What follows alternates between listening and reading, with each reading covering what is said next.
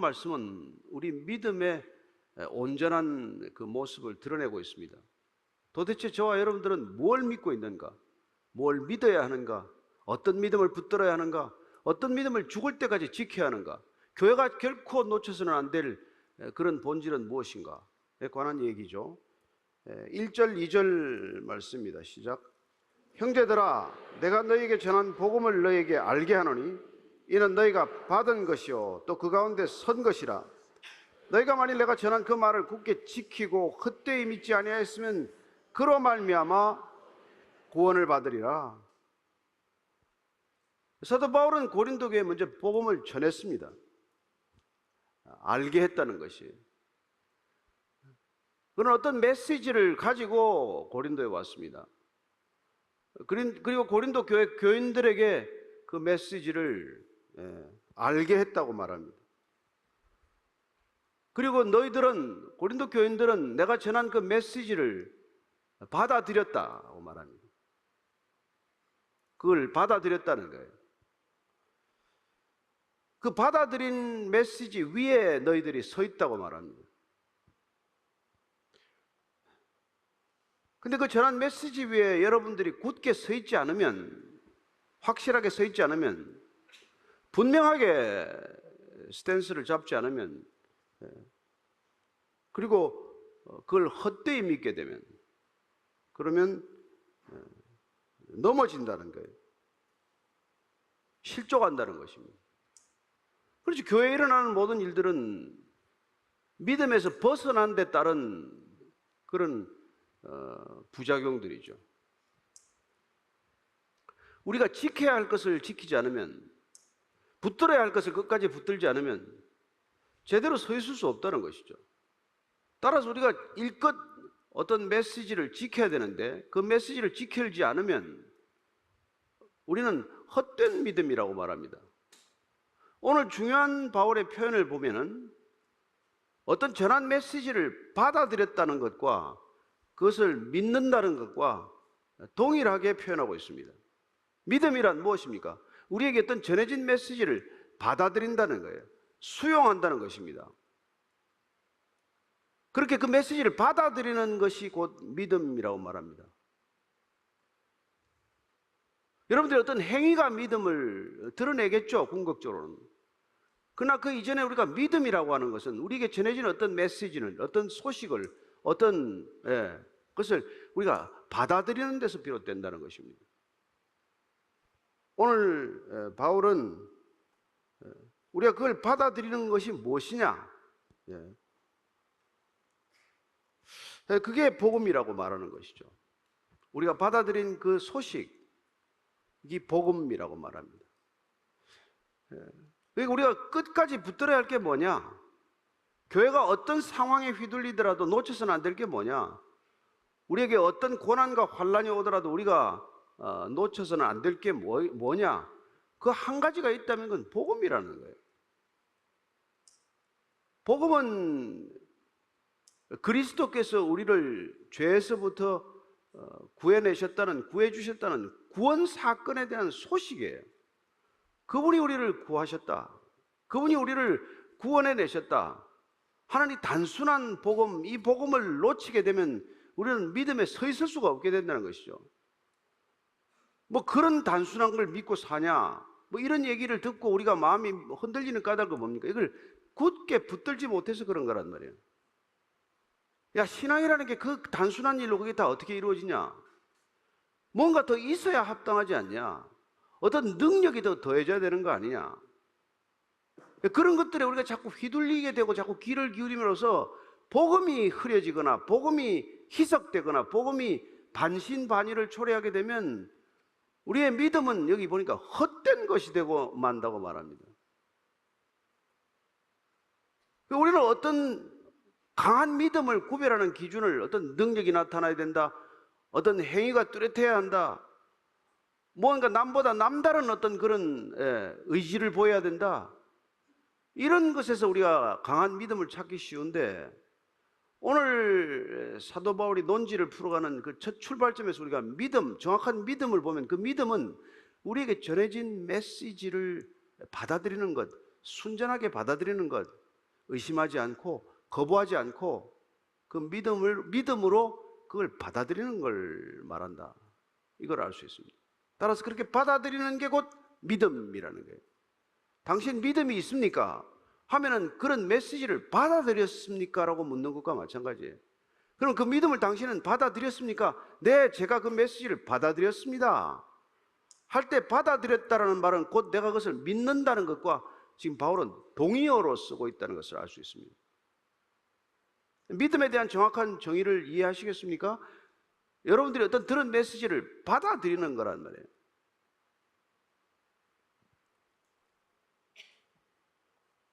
그렇지 않으면 구원을 받지 못한다고 말합니다. 그렇다면 구원은 뭡니까? 믿음 사건이에요. 구원이란 뭐예요? 은혜로 주어진 죄사함의 소식, 구원 사건의 소식, 구원에 대한 예수님이 행하신 일들을 누군가 전해주었을 때 그걸 믿음으로 받아들이는 거란 말이에요. 그래서 믿음으로 구원받는다. 믿음을 통해서 구원을 받는다. 믿음이 구원의 수단이 된다. 그런 얘기가 되는 것이죠. 그래서 오늘 이 바울은 고린도 교회의 올바른 믿음, 아주 시끄러워지고 그냥 혼란을 초래한 이 믿음이 아니라 제대로 된 믿음을 우리가 가려내기 위해서 바울은 먼저 뭐로부터 시작을 합니까? 복음에 대한 믿음으로 시작해야 한다는 것이죠. 그래서 받아들인다는 것, 그게 곧 믿음이라는 것과 지금 동일하다는 것을 바울이 강조하고 있는 것과 마찬가지죠. 근데 중요한 것은 이게 무엇입니까? 이 복음이 그냥 우발적인 사건으로 십자가에 달리신 것이 아니라는 것입니다. 정치적인 목적에 의해서 그냥 조작된 사건이 아니라는 거예요. 그건 성경대로 예언된 사건이라는 것을 더욱 중요하다고 말씀하고 있는 것이죠. 로마서 1장 2절입니다. 시작. 이 복음은 하나님이 선지자들을 통하여 그의 아들에 관하여 성경에 미리 약속하신 것이라. 복음은 미리 약속된 언약입니다. 미리 약속된 거라는 거예요.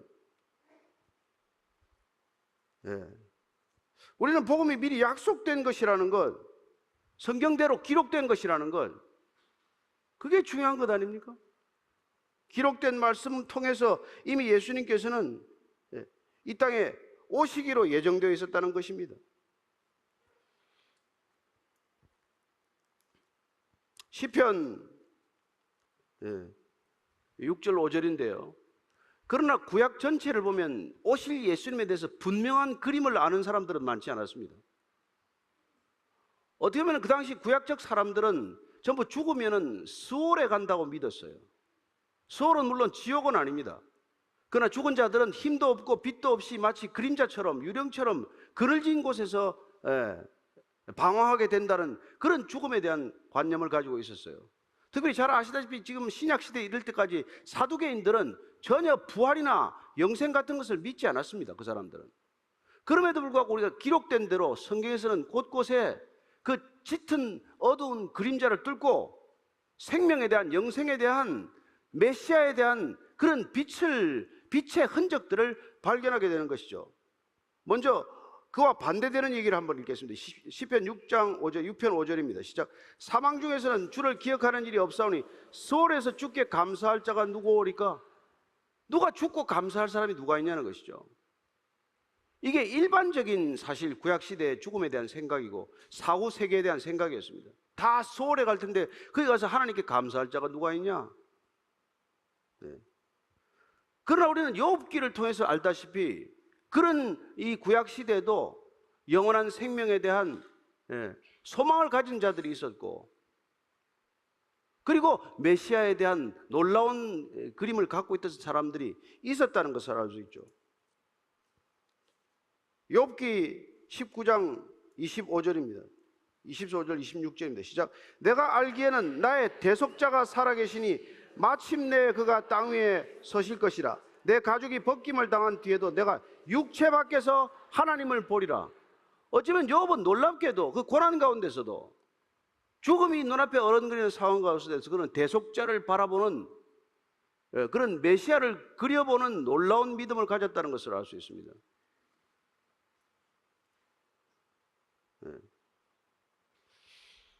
시편 73편 24절 25절입니다.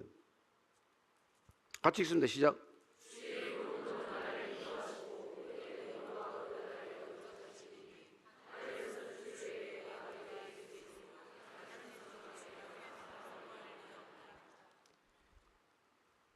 무엇보다도 우리는 고난의 종이라고 하는 이사야서를 통해서 놀라운 선언을 듣게 됩니다. 메시아가 오실 메시아가 어떤 고난을 겪고 우리에게 죄에서 사함을 받게 하시는지를 이보다도 더 뚜렷하게 놀랍게 충격적으로 기록된 말씀은 없지요. 이사야서 53장 4절 5절입니다. 시작. 5절 6절입니다. 시작. 그가 찔림은 우리의 허물 때문이요 그가 상함은 우리의 죄악 때문이라. 그가 징계를 받음으로 우리는 평화를 누리고 그가 채찍에 맞음으로 우리는 나음을 받았도다. 우리는 다 양 같아서 그렇게 행하여 각기 제 길로 갔거늘 여호와께서는 우리 모두의 죄악을 그에게 담당시키셨도다. 우리의 모든 죄악을 그리스도에게 담당시키기 위하여 그분께서는 그리스도를 보내셨다는 것입니다. 이사야 53장 이 고난의 종, 고난받는 메시아의 노래는 얼마나 놀랍습니까?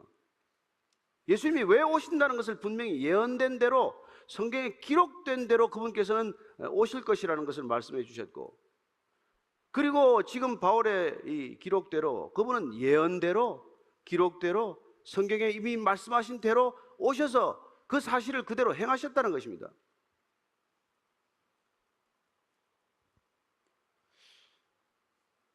그분이 오셔서 그 일을 행하셨다는 것을 우리는 메시아적 행위, 메시아만이 하실 수 있는 행위라고 받아들이고 믿는 것이죠. 그분이 여러분 오셔서 메시아적 행위를 한 것은 결코 다윗 시대를 재건한 게 아니에요. 그 당시 이스라엘 백성들은 오해하지 않았습니까? 다시 오실 메시아는 다윗 시대의 영광을 재현할 분이 오실 것이다, 이렇게 믿고 있지 않았습니까? 그러나 어디 이사야서에서 그렇게 예언하고 있습니까? 성경이 예언하고 있는 메시아가 어디 그렇게 이 이스라엘의 영광을 재현한다고 말합니까? 메시아가 와서 로마의 압제로부터 이스라엘을 해방시킬 것이다, 그런 얘기가 어디 있습니까? 메시아가 와서 우리의 곤핍한 경제를 활성화해서 우리가 좀 더 부를 크게 누릴 것이다, 그런 메시아적 행위가 어디에 예언되어 있습니까? 사회적 부조리를 다 파헤치고 모든 사회를 우리가 원하는 대로 유토피아를 이루어 줄 것이다, 그런 메시아적 행위가 어디에 기록되어 있습니까? 여러분들이 불행을 깨뜨리고 다 행복의 나라로 여러분들을 이끌어갈 것이다, 그런 메시아적 행위가 어디에 기록되어 있습니까? 따라서 어떤 일을 위해서 이분이 오셨다는 것, 그걸 아는 것이야말로 복음을 제대로 이해하는 것, 그리스도의 목적을 이해하는 것에 필수 불가결한 이유이죠. 오늘 보십시오. 예수님께서는 우리 죄를 위하여 죽으셨다고 말합니다. 왜 오셨다고요? 왜 그분은 죽으시고 왜 부활하셨습니까? 오늘 3절 말씀은 우리 죄를 위하여 죽으시고 우리 죄를 위하여 장사 지낸 바 되셨다가 우리 죄를 위하여 성경대로 다시 사흘 만에 살아나셨다는 것을 분명하게 말씀하고 있는 것이죠. 따라서 복음이란 무엇입니까? 믿음이란 무엇입니까? 복음을 왜 믿습니까? 복음이 왜 능력이라고 말합니까? 이 메시아적 행위가 결코 예수님께서 인간이 생각하는 그런 목적을 위해서 오시지 않았다는 것을 분명하게 얘기하고 있는 것이죠. 왜 고린도 교회가 시끄럽게 되었습니까? 그들이 생각하는 메시아는 그들 자신의 문제를 해결하는 메시아고, 인간의 죄 문제는 그대로 덮어둔 채 인간의 능력이나 인간의 노력이나 인간의 야망이나 이런 것들을 성취시켜 줄 수 있는 메시아로 착각했기 때문에 일어난 소란들이라는 것입니다. 그러나 잘 알다시피 여러분, 죄 문제가 해결되지 않고 어떤 교회가 교회의 본질을 이렇게 이루어갈 수 있습니까? 죄는 그대로 덮어준 채, 여러분 쓰레기는 그대로 덮어준 채 어떤 집이 대궐인들 무슨 소용이 있습니까? 집이 100평이면 뭐하고 20층짜리 빌딩이면 뭐합니까? 방 안에 쓰레기가 가득 있다면 그게 무슨 소용이 있습니까? 그분이 왜 메시아입니까? 왜 메시아적 행위로 그분은 죽으심과 부활을 택하셨습니까? 그게 왜 하나님의 영원한 지혜라고 말합니까? 인간에게 가져다 준 것이 무엇입니까? 우리는 여전히 그분을 통해서 우리의 개인적인 성취나 욕망의 야망의 달성을 생각할지 모르겠지만 주님께서는 오늘 단 한 가지 그분께서 오신 목적, 그분께서 죽으시고 부활하신 목적은 오직 단 한 가지, 구원의 목적은 단 한 가지, 우리의 죄를 위하여 오셨다고 말하는 것이고 죄 사함을 위하여 죽으시고 부활하셨다고 말하고 계신 것이죠. 이 출발점을 놓치면 마치 첫 단추를 잘못 꿰는 것과 마찬가지죠. 이 첫 단추를 잘못 꿰면 여러분 이 모든 옷을 다 입은 게 무슨 소용입니까?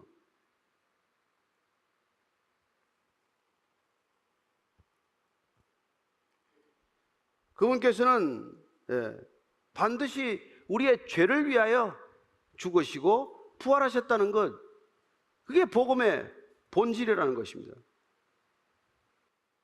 그러니까 이 죄 문제로부터 해결되지 않은 사람은 아무리 모여봐야, 아무리 있어봐야 소용이 없는 것이죠. 그리고 그분은 성경대로 본인이 죽으셨다는 것, 죽어야 한다는 것, 죽고 나서 사흘 만에 부활해야 한다는 것도 미리 말씀해 주셨어요. 마태복음 12장 40절입니다. 시작. 요나가 밤낮 사흘 동안 큰 물고기 뱃속에 있었던 같이 인자도 밤낮 사흘 동안 땅속에 있으리라. 왜 사흘입니까? 여러분 중동 지방에서 사흘이 지나야 시체가 썩기 시작하기 때문에 그래요. 사흘이 인된다는 것은 더 이상 소생의 가능성이 없다는 시간을 말합니다.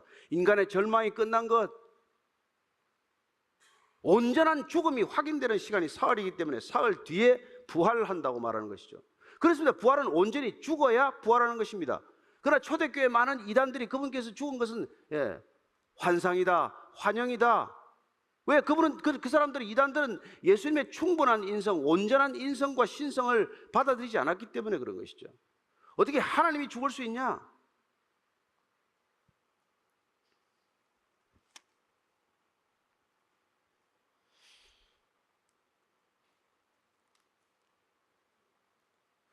그래서 예수님께서는 성경대로 죽으시고 성경대로 다시 살아나셨다도 원문에 보면은 일으키셨다로 되어 있어요. 일으키셨다.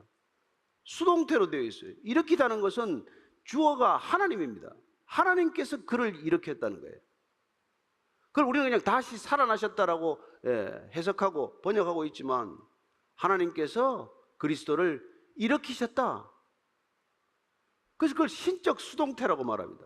히브리인들이 야훼라는 이름을 입에 올리기를 주저했기 때문에, 두려워했기 때문에 하나님의 이름을 입에 올리지 않고 하나님이 행하신 행위를 설명하는 방법이 그런 신적 수동태라는 어법이에요. 하나님께서 그리스도를 살리셨다 이렇게 말하지 않습니다. 그리스도께서 일으켜졌다 라고 표현하는 것은 곧 하나님께서 그를 다시 살리셨다는 말을 표현하는 방법이라는 것이죠. 그래서 하나님께서 우연히 인기된 게 아니라는 것이죠. 따라서 이 구원이란 어떤 일입니까? 하나님께서 정말 천지를 창조하시기 전부터 그분의 섭리와 계획 속에 다 포함된 일들이라는 것을 말하고 있는 것이죠. 성경을 통해서 이미 다 예언된 일이고, 그리스도의 죽으심과 부활은 인간을 이 땅에 지으시기 전부터 하나님의 계획 속에 있는 일이라는 것을 우리가 충분히 알 수 있는 것이죠. 그걸 믿는 거라는 거야. 믿어야 한다는 것이죠. 누가 보았습니까? 이 증언할 수 있는 증인들이 누굽니까? 이 뒤에는 지금 그 증인들의 기록이에요. 목록이에요. 도대체 누가 이걸 보았냐는 겁니다. 왜냐하면 증언을 하는 사람이 누군가에 따라서 증언의 효력이 나타나지 않습니까? 직접 보아야 증언의 효력이 있지 않습니까? 그 사람들의 목록이에요. 5절부터 8절까지입니다. 게바에게 보이시고 후에 12 제자에게와 그 후에 500의 형제에게 일시에 보이셨나니 그 중에 지금까지 대다수는 살아있고 어떤 사람은 잠들었으며 그 후에 야고보에게 보이셨으며 그 후에 모든 사도에게와 맨 나중에 만삭되지 못하여 난 자 같은 내게도 보이셨느니라. 게바를 첫 증인으로 내세웠어요. 왜요? 마리아가 첫 증인이죠. 근데 바울은 의도적으로 게바를 먼저 내세웠습니다. 그는 헬라 세계 고린도 교회에 이 편지를 보냅니다. 유대인들도 여성의 증언 능력을 믿지 않았지만 헬라인들은 더욱 심했습니다.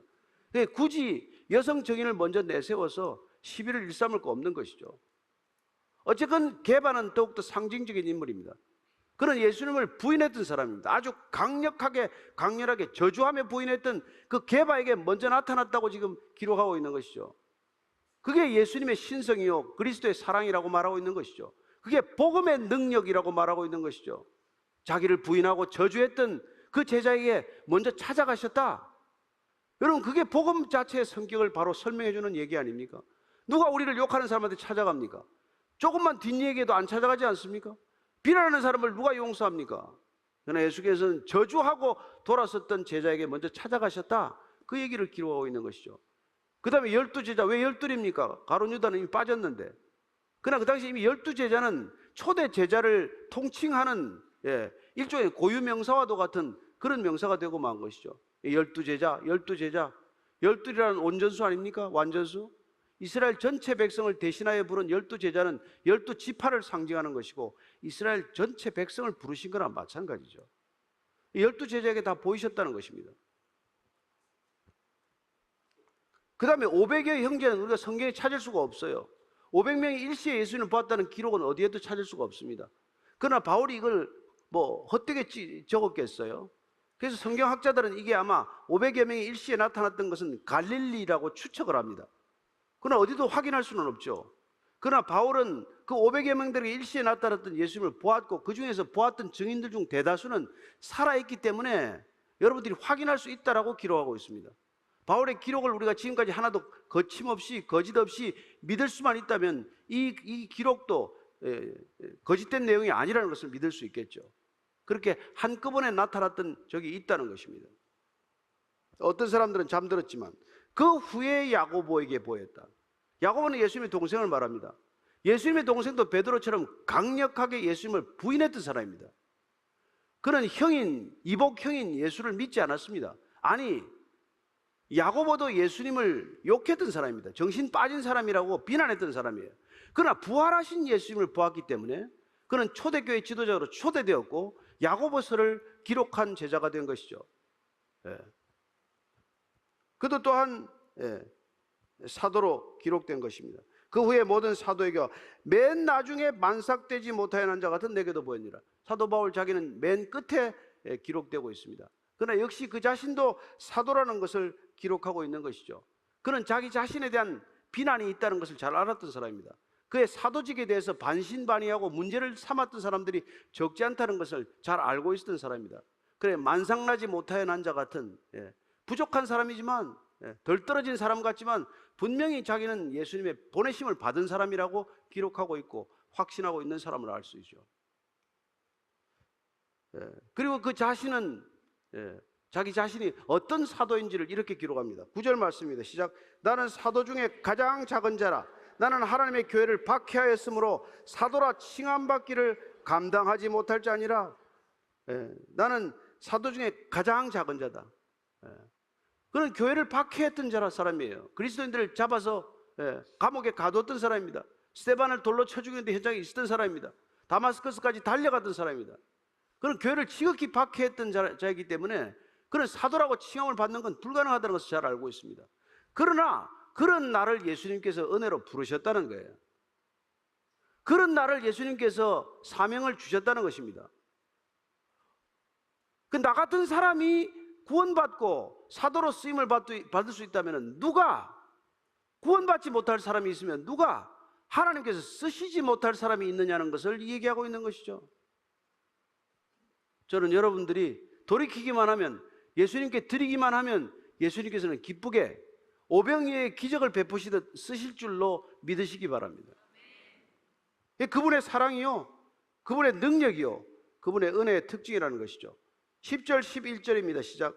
그러나 내가 나된 것은 하나님의 은혜로 된 것이니 내게 주신 그의 은혜가 헛되지 아니하여 내가 모든 사도보다 더 많이 수고하였으나 내가 한 것이 아니요 오직 나와 함께 하신 하나님의 은혜로라. 그러므로 나나 그들이나 이같이 전파하며 너희도 이같이 믿었느니라. 나의 나된 것은 오직 하나님의 은혜다.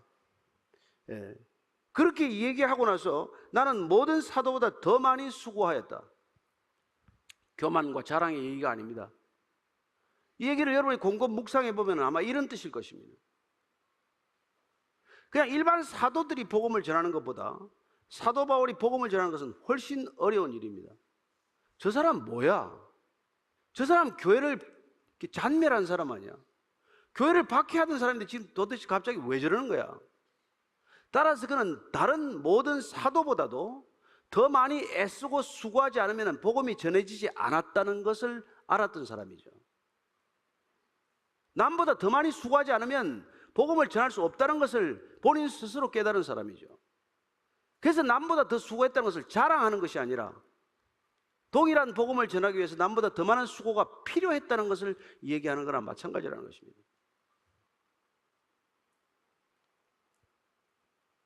그렇게 수고할 수 있는 능력을 누가 주셨다고요? 그것마저도 하나님께서 은혜로 주셨기 때문에 더 많은 수고를 감당할 수 있는 은혜를 하나님께서 주셨다는 것을 다시 한번 강조하고 있는 것이죠. 그는 믿음으로 낳은 제자요 아들인 디모데에게 이렇게 고백하고 있습니다. 디모데전서 1장 15절 16절 읽고 정리하겠습니다. 시작.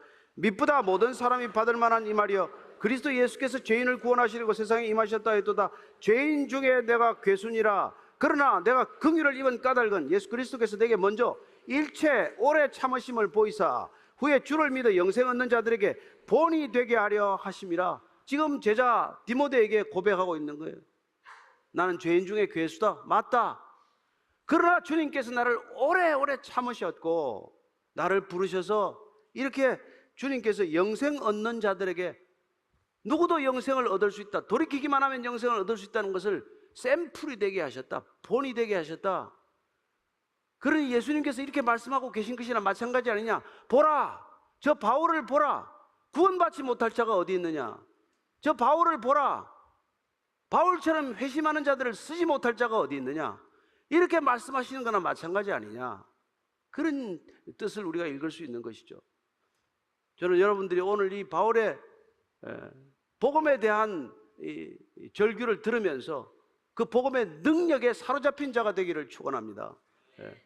단지 우리가 알아야 할 것은 그리스도께서 우리 죄를 위하여 죽으시고 우리 죄를 위하여 다시 사셨다는 것, 이거 한 가지면 충분한데, 이 복음이면 세상을 이길 수 있는 복음인데, 이 복음이면 나를 이기고 내 주변의 환경을 이기고 내게 주실 어떤 고난과 환난도 이기고 그 모든 것을 이겨낼 수 있는 능력이 이 복음에 있는데, 복음은 제쳐두고 딴 일을 뭘 그렇게 열심히 하며 뭘 그렇게 많이 배우며 뭘 그렇게 많이 해야 한다고 생각하느냐 하는 것이 바울의 지금 깊은 의중, 깊은 속에 있는 것이죠.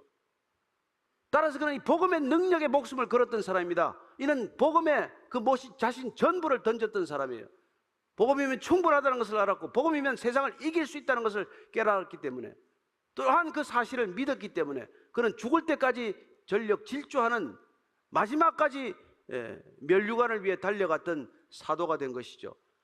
저와 여러분들이 모두 이런 길을 달려갈 수 있다고 믿습니다. 한 주간의 삶도 이렇게 열심히 달려가다가 다시 피투성이가 돼서 돌아올 만큼 돌아와서 서로 잘 가고 있다고 어깨를 두드려주는 공동체가 되기를 축원합니다.